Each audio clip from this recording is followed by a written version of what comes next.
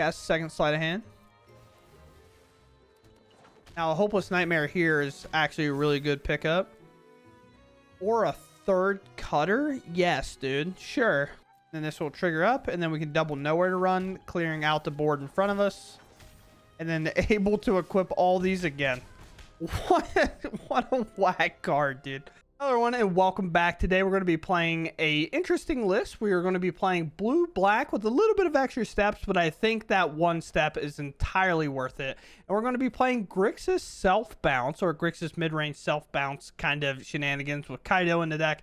But it's all because of this card. This card we are incredibly high on. We think this card is one of the best cards to come out of this set and will be very relevant for a very long time, I believe. But equipped creature gets a 1/1 trample and haste flurry. Whenever you cast your second spell each turn, create a 1/1 white monk creature token with prowess. Essentially, it becomes a 2/2 because this equips to it. You may attach this equipment to it, as I just told you that part. But the cool part about it is once this ability starts resolving, it will get equipped onto the monk regardless of what happens. That's pretty sweet. So if you do have a way to give prowess, you can immediately make it up into a 3/3 and dodge something like a cut down, which is always cool. But outside of that, we are in an entirely blue-black shell where we use Fear of Isolation in this town a big enough, where did I put it, as the primary way to pick up other permanents. And it works a bit different in this deck because of the cutter. One of the things that we do in the video is we miss a land drop for a couple of turns, and we're able to cast a Fear of Isolation, picking up a land, resetting it back down, and casting something like a Hopeless Nightmare or a Storm Chaser's Talent, and so on and so forth, to get that extra spell for a Steel Cutter to still trigger even though we're missing land drops. Honestly, Fear of Isolation becomes the MVP of this video outside of Steel Cutter, which is pretty cool to see a card with such a vast negative downside that it becomes an MVP because of that negative ability. And that ability being its additional cost to cast a spell, return a permanent you control to its owner's hand. So it can be lands, but this was a best of 3 list. This did do well in an MTGO challenge being played by Elvin7, so ELVIN7. Going 6th place at 5-2 in best of 3. But this deck list looks like a really hot best of 1 list, and I think it will perform really well in best of 1. So I definitely want to try it there, and that's what we'll be doing today. But if you do want the sideboard, that will also be attached to this deck list if you're ready to go play it best of 3, as it did perform well. The only caveat I will say is regardless of it, if you have this deck, you will just be playing blue-black for the most part of the game. But if you do have this in play, I think you'll be pleasantly surprised how worth this card is whenever you're getting a ton of value off of it. So with that said, let's go see how much value we can get with it. Yeah. I mean, yeah. We have cards in this hand. Not a very fun one for your opponents, but Storm Chaser's Talent times like 3 is actually crazy. Is the amount of them we're just going to get to play. Like I'm just going to play 2 more. And Dark Slick helps out a lot. I'll probably just think we're blue-black, which I definitely not blame them. Sheriff, sure. Here's all my tokens, good sir. I hope we enjoy the game that we're playing. Arena's fine. A Maelstrom pulls this and they take all 3 copies. That'd be pretty awesome. Let's go to combat. Ooh. Sure. All right. Let's play here. I guess just pass, right? It's like, sure, I can make an extra prowess creature, but depending on what they play, I'd much rather make, like, pick them up. Sure. I will allow it. And the worst part is that's just on tokens, right? That's what makes this deck so frustrating, I have to imagine. Is just like, well, I know how frustrating this town is. I don't have to imagine that. We'll just set that back. We'll do blue. We'll cast Sleight of Hand. We'll grab an Opt while we're at it. We'll go here. And we'll just go ahead and play this Storm Chaser's talent. And then we'll attack for 3. Skipping away. Could go for Hopeless Nightmare, but I want to rather wait till my turn to get a lot more prowess online. I'm going to go for that again. Pass, and I'm going to unfortunately make him pick it up. Yeah, I'm sorry, opponent. I know it's cringe. I kind of tend to be with you on that. We might grab a land here if it's untapped, because that means we can level up. Not untapped, so we skip it away. We'll play here, and then I will go for Hopeless Nightmare, and then we'll chip away for them quite a bit. But if we found an untapped land, we would have taken it as our draw, because we want to play a land. And then if we draw an untapped land, we can actually level this up, picking this town back up again. And then we can bounce this and this again. There is some argument to be made with how many instant speed spells we have, that I just attack and see if they block, and then we remove it. But it's just kind of weird, right? But cool, we move on. All right, we go first. Hand's quite solid. We'll keep, does the kind of blue-black, what blue-black's known for doing. But we'll start off with Storm Chaser's talent, which is a little bit weird. And then we can go for the Flood Pits. And then if we absolutely have to try to find land, that's when we can go for Sleight of Hand. That's 2 mulligans from our opponent. So our opponent's definitely in a weird spot for sure. But with cards like this town ain't big enough, it actually helps them because they don't get their thing removed if it's a creature or whatever. But here's Storm Chaser's talent, representing that we're Izzet prowess right now.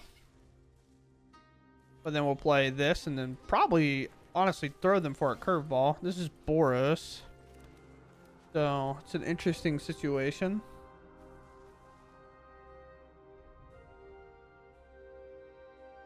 Huh. What do we want to do here?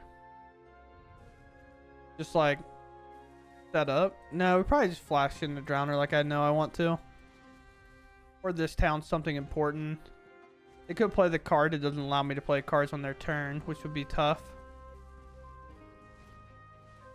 That one's it.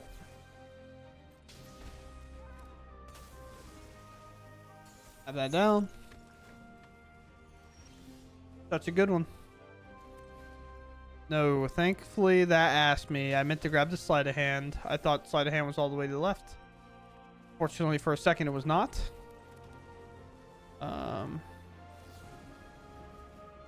Go ahead and do this. The reason we're doing this now is because we cannot cast spells on their turn. Yeah, missed the part where we brought that up, but now we're going to look to play Kaido and then lock this down for a while. Hopefully. That's the goal anyway.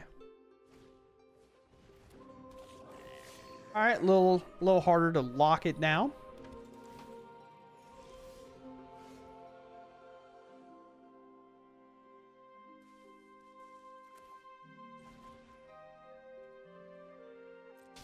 Here, I guess.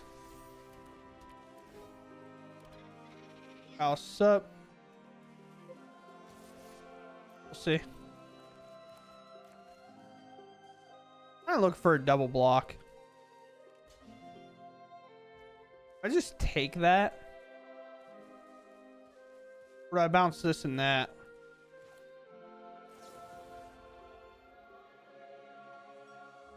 So weird.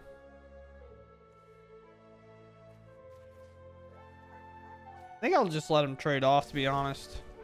I'm taking so much damage from my lands here that it's kind of hard to justify constantly taking blue damage, but we are where we are.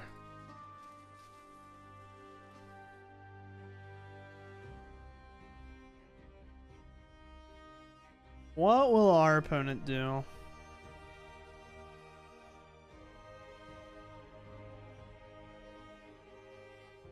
Honestly, a tap out would be pretty rad, but I don't know if that's what we'll get. We just had this really awkward hand. Hopeless Nightmare would have been sweet, but I think we passed on one earlier for another land, which sucked. One of those things where like both the cards were good, but we cast Sleight of Hand regardless. Why is my webcam so fuzzy? I just realized. Webcam does this sometimes, where it just like refuses to cooperate. Why? Okay. I'd have to fix this on the fly, but like unneedlessly blurry. But hitting a land and then attacking is fine with me.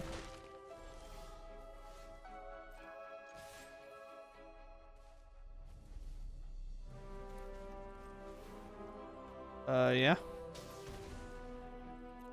Could flash in a creature here, which would be tough, but that kind of instantly resolved.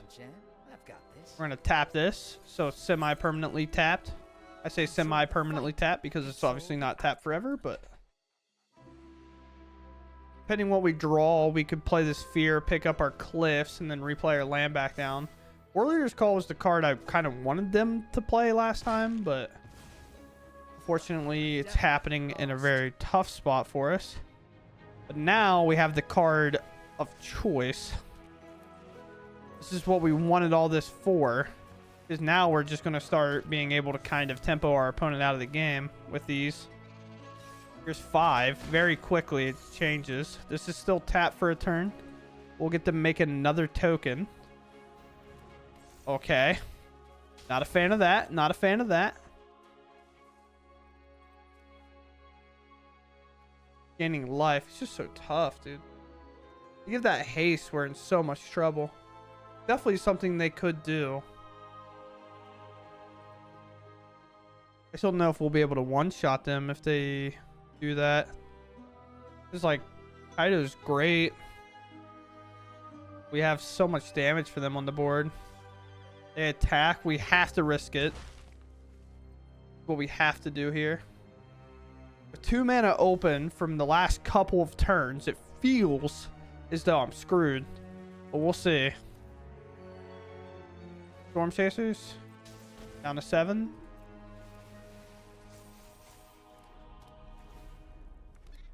A token held back.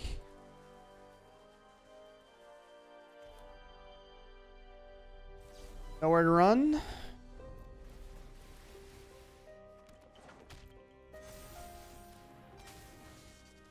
So this is lethal, so they do have to block.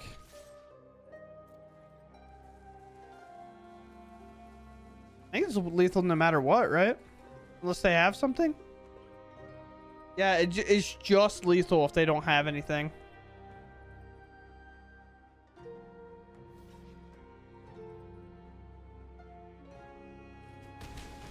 Wow. We get there exactly. I did not expect that. Wow. Based on last game and how good this card is and how good I know this card is, I'm definitely just going to chill here. Definitely not going to cast a Sleight of Hand. We're just going to play a land. We're going to play the Cutter. We're going to play Cutter, then cast Sleight of Hand. Here comes a Cutter. Blue-black. Could be some kind of bounce deck. Could be similar. I found this list like I'll probably bring up in the intro in a challenge, so I doubt that's kind of where we're at, right? Oh, and a Cliffs. Everything coming up for us pretty well. Do that. Cast Sleight of Hand. We're just looking for another spell here. Yep. Now they can respond. It is crazy that the Flurry trigger activates, and then you get to equip before your opponent's allowed to interact because the entire ability has to finish resolving, which is kind of crazy. Hopeless Nightmare is good, but I think I have to take Sleight of Hand here. And the reason we have to take Sleight of Hand is because with Hopeless Nightmare, sure, we get to do a spell and do Nowhere to Run, but we aren't guaranteed to find more spells. And we're not guaranteed with Sleight of Hand either, but it is way more likely for us to look at the top 2 and find it than the other way around. It's probably just that blue-black control deck that casts the big demon. Thankfully, Core Steel Cutter is a very good card at dealing with spot removal. They kind of have to blow up the artifact, and that's not necessarily easy. Stock up, sure. Also, this board wipe, effectively, that they do play is sorcery speed, and that ward doesn't matter when we play Nowhere to Run. The thing that matters is the fact that it's a 4/4. That is kind of a problem, but stock up seems like a tough choice there. Everything coming up for us again. Let's cast Sleight of Hand. We might find another tap land option. Guess we grab Fear.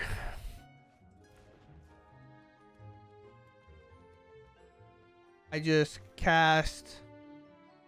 Do I really want to set my hand back a turn? Probably not, right? Cast second Sleight of Hand. Now, a Hopeless Nightmare here is actually a really good pickup. Or a third cutter? Yes, dude. Sure. We're going to play it now for prowess reasons. And we're going to hit for a ton. Down to 8. Very quick, seeing how good this card is. But with a Fear of Isolation and a Nowhere to Run, we will definitely be able to cast 2 spells here to hit them for at least 6. And all of our creatures get trample, so it's like...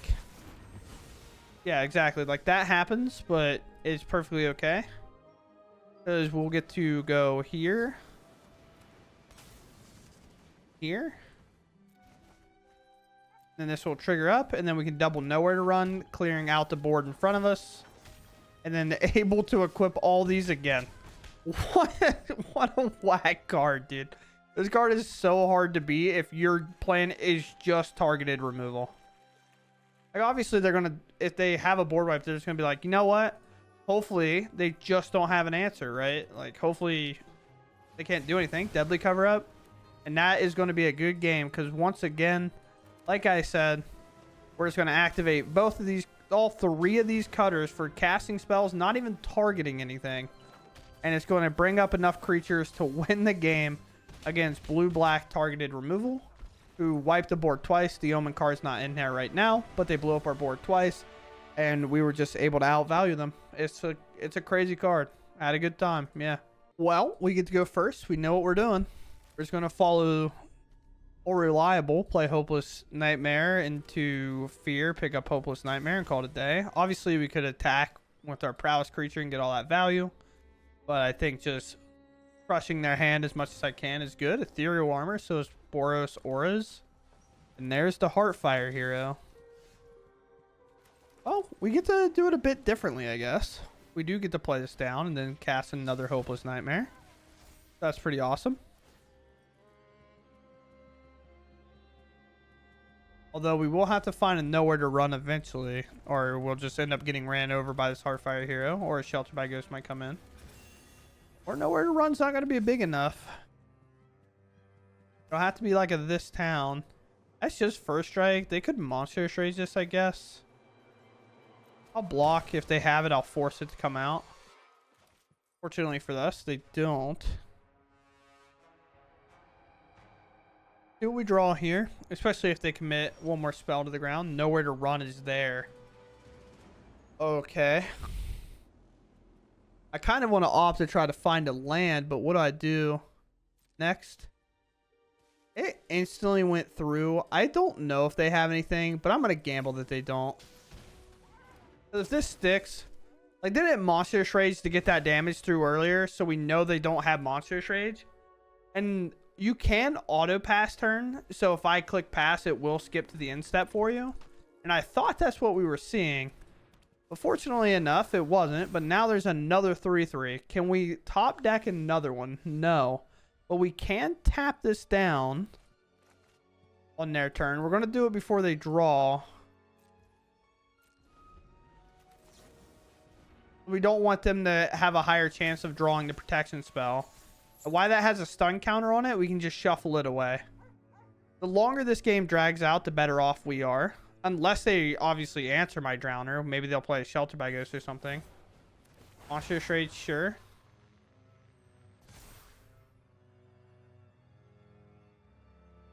You have the Shelter by Ghost? No, they fling it at me. Is that a surrender? It feels like it. No cards in hand. I feel pretty confident in our game plan now. I will just cast this. I will pick up this.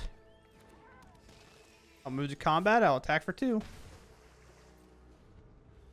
This, they literally can't play. It's just to fling it at us. You can throw it on the stack and concede, and that'll happen. If we had a blue mana, we would latch onto this because of opt and the amount, because we're on the draw, and then we get to look at 3 cards again. But we have to mull that. We'll keep this, and I think I just let the land go. Hopeless Nightmare. I guess for now, opt is the cut, because I'm not going to cast it here anyway.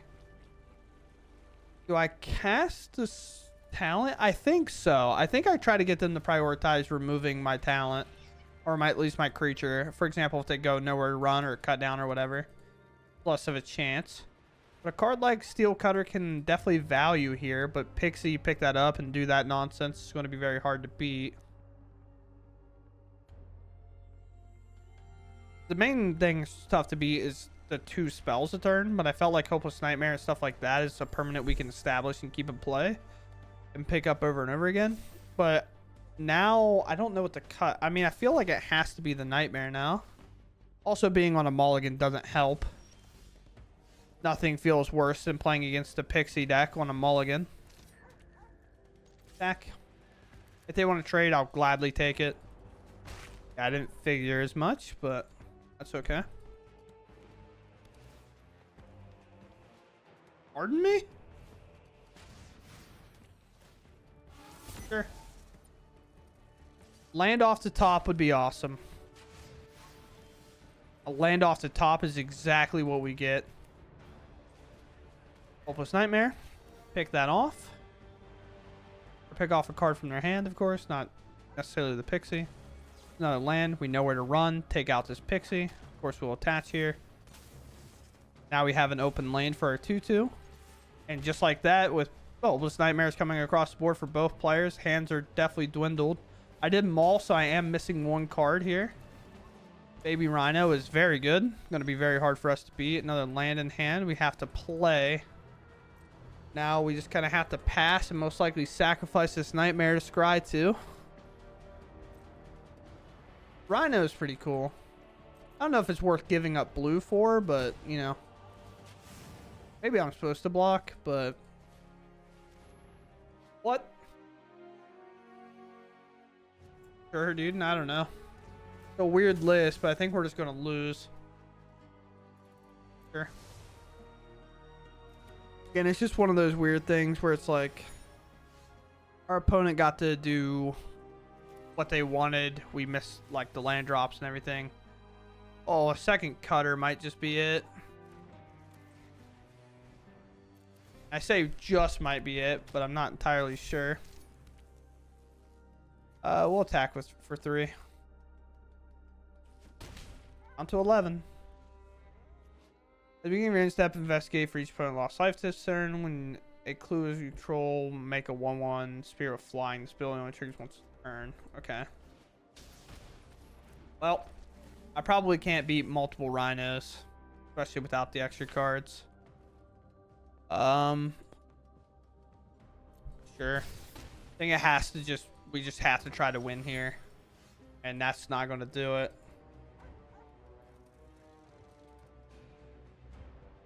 Just have trample. There's just nothing I can do with what? That's 4th Hopeless Nightmare. Yeah. Yeah, that's going to do it.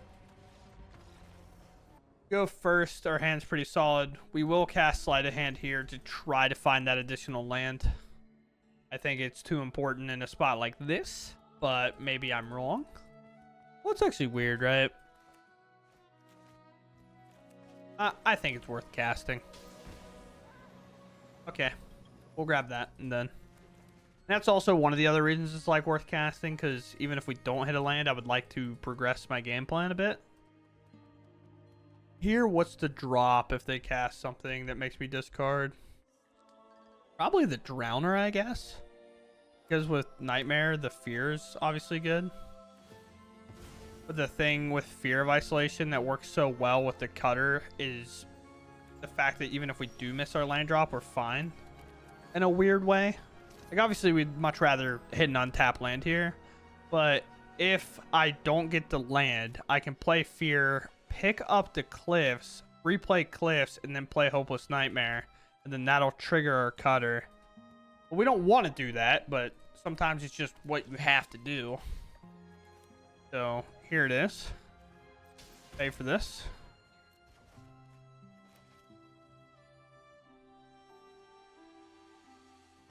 Counter this if you want. You can bounce my cutter if you'd like. Doesn't really bother me.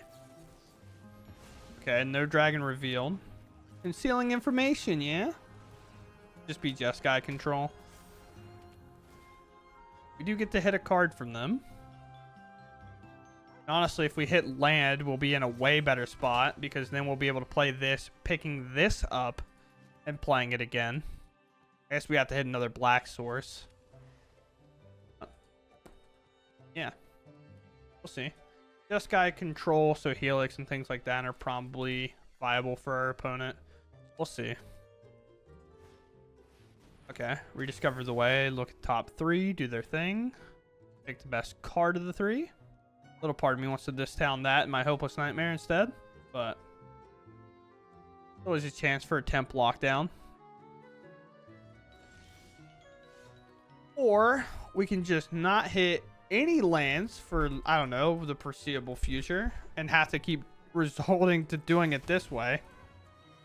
I mean, at least this is like manageable, right? You know what I mean? Not the like worst thing of all time, but it definitely doesn't feel great. Here's 4.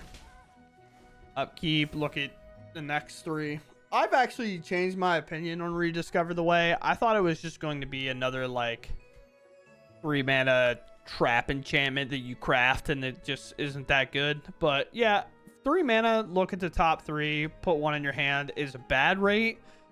3 mana, look at the top 6, put 2 in your hand is a lot better. And you draw in between there. So between that and how it works in the draw, they look at 7 total cards and 3 of them go in their hand. Obviously, the one in the middle, they don't get to choose, right? But it's wild. It is wild. Our board's massive, and they didn't just slam a temporary lockdown, so I feel fine. Fear of Isolation showing how good it is. Prowess creatures are fine. Hey, Mr. Sleight of Hand. Please, find me a land, brother. We're in the trenches begging. Not real, dude. It's not real, man.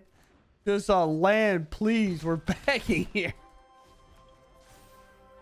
A little part of me probably should have just this town, this, and this. I guess that's my plan for the following turn. But I don't know. Sunfall, the dragon, recast Helix. That makes sense to me.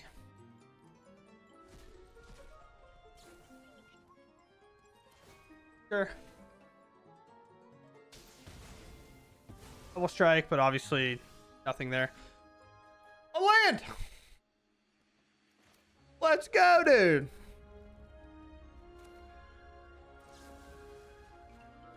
Do we immediately win the game after finding a land? The world may never know. They don't have another Helix in there, so we're fine just doing this, I think. Because it doesn't really matter what they grab at the end of the day. We'll discount the Hopeless Nightmare, and it should get us there because they go to 9. I guess they could have discarded 1. They go to 1. So even if they Helix, like, I should be fine. Because I can bounce again. Or in another case, I can always just tap it down, I guess. They can only really bring this back, but then they're nothing. Yeah, I mean, this card's awesome. It's just in spots like this, it obviously is a little underwhelming. You don't really get to do what you want. But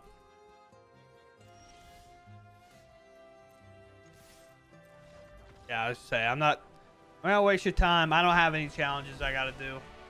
Alright, cool. So we're getting out of this hand what we want, but we don't have a splitter, but we don't have the mana to play it either, so it's kind of whatever. We'll start off with question mark, I guess. Interesting. So Orzhov sack combo, I would have to put this deck on. I'm going to start off with a Hopeless Nightmare. It'll definitely give us all the information we need, I think. which they'll most likely be happy to just throw a card in their graveyard, which I always was when I played against Hopeless Nightmare. Honestly, when I played that deck, if I basically had my hand lined up the way I wanted, Hopeless Nightmare was my best friend because it just fueled my graveyard for me. In most cases. So we can play here. I can always this town, I guess. Bounce this and this, or I can maybe could have played a fear, I guess.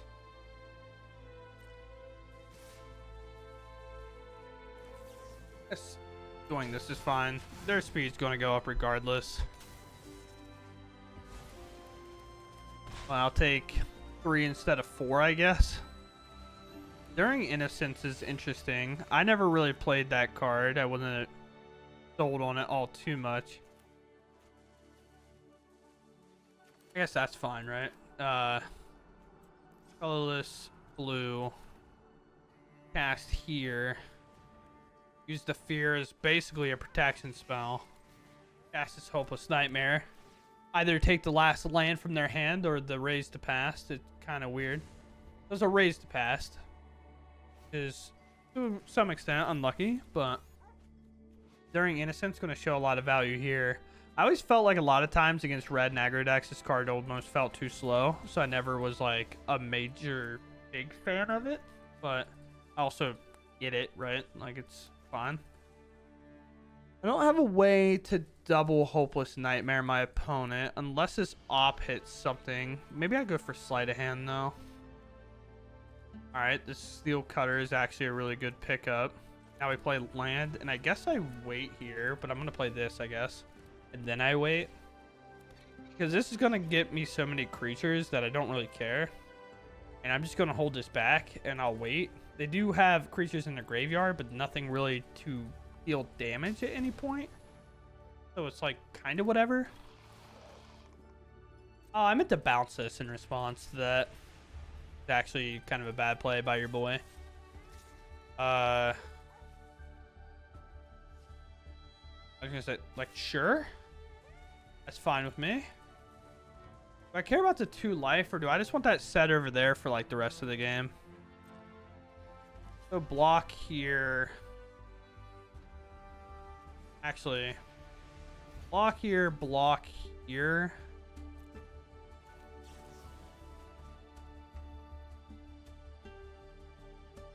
Then block. The speed isn't there. I guess I could block. Well, they'll get it if this is there anyway, right? So, and I'm going to take a damage.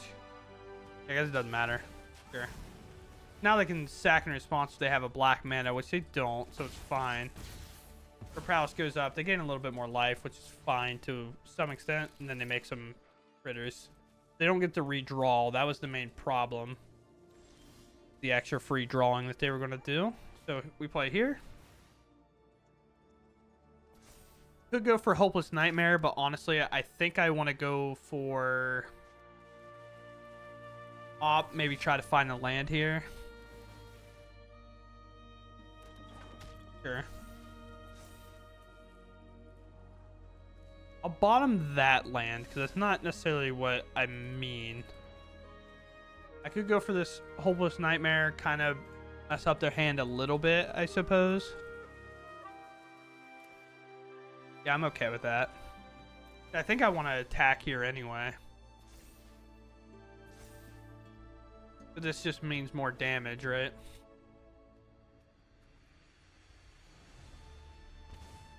Oh, they get rid of that. So they might have a raise to pass, but if they have it, they're probably going to win this game regardless. Most likely we're going to see a block here.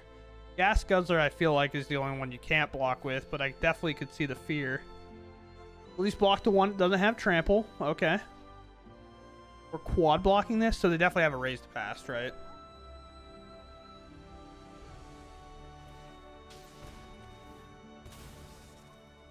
Okay.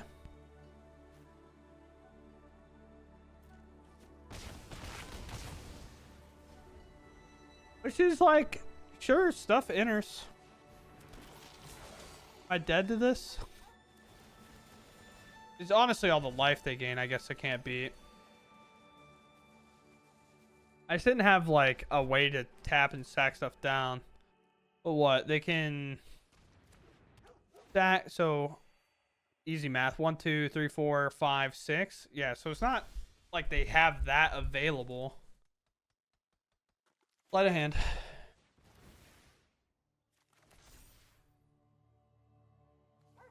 Plus Nightmare is the grab.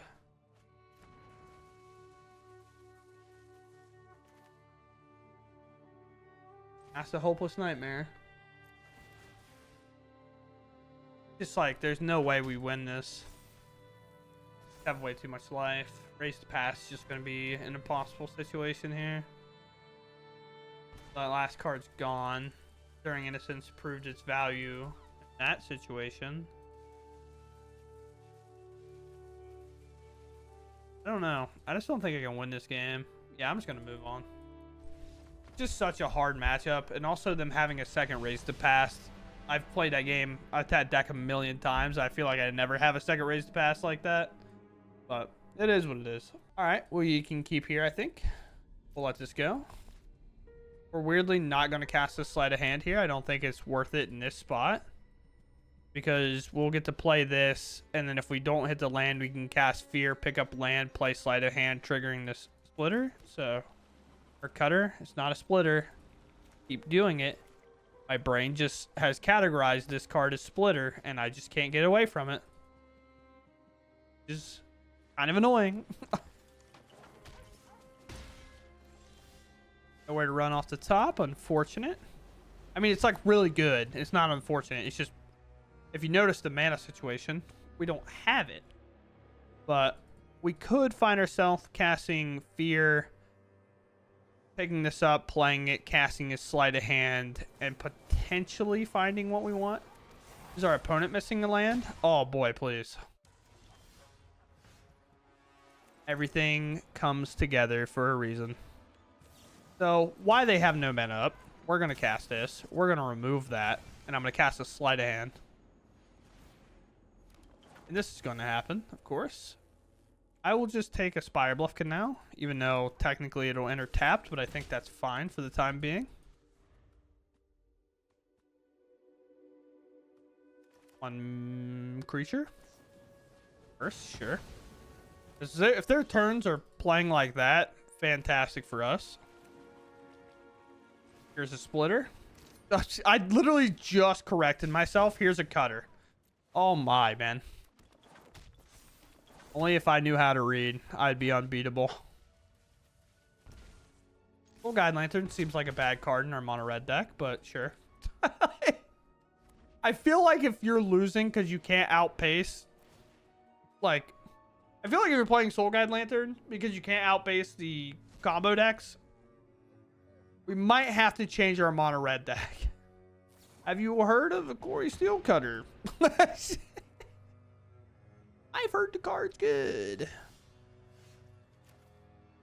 There's a Cliffs. There's a Fear. There's a Nightmare. There's a Nightmare. And again, my opponent has removed my creatures multiple times. But this time, I'm going to have 3 of them. And I have to wipe my whole board. Okay, so outside of the obvious, I think it is just pretty much a guarantee that this card is just one of the best cards that you can be playing no matter what you're doing. Hi Sadie, how are you doing? You here to interrupt me? Okay, cool. I'm glad that now is the time you want your attention. But yeah, I mean, I think it's just in general safe to say this card is a very easy. If you have 4 rares and you do not own 4 of these and you play red decks that cast more than 1 spell a turn, if you cast 2 spells, it's probably safe to put this in your deck. It's really good. It is so good. And in decks like this, it's even awesome to play the Fear of Isolation. As we saw in the one deck, it took over by just picking up a land so we could replay it to play our other 1-mana spells. So this card is actually nuts, but if you want to look at the rare and mythic distribution, I do have it split out here. These 8 rares are probably the safest 8 rares that you could play, especially if you're a prowess player. these two are going in the same deck, and is it prowess, which will probably be solved eventually, and then you'll have kind of a tier deck with that just alone in case this one kind of fizzles out. Because again, challenges, sometimes people run hot, and this player could have ran hot and won, but I think after today I'm a little bit more sold on the deck because of how good this was with like the Fear of Isolation, on the fact that any spell does trigger this. It doesn't have to be an instant or sorcery like you would think most things would be. But other than that, you have 3 mythics in Kaido, which is also a really safe craft. So with that, you have Storm Chaser's Talent in Kaido for the blue-black deck, or even the Pixie decks. Or you have the Steel Splitter and Storm Chaser's Talent for the prowess decks, and the other one is 3 mythics or 4 rares, kind of whatever way you cut it. So feels like a safe craft. Feels like a safe craft overall, because all these are commons and uncommons. And then obviously if you have the lands, or maybe you have to play slightly worse lands or whatever, the main ones that matter are your fast lands here, which unfortunately when set rotation starts happening at the end of the year, some of these will fall out, but hopefully we get those replaced. But outside of that, there's a sideboard. These do have a couple rares in it in the Tidebinder.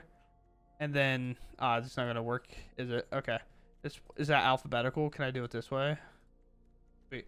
So, the only rares in here are these 5 in Ghost Vacuums and Tidebinder. And if you're like, well, I have these to craft, but I don't necessarily have these, this can technically be a,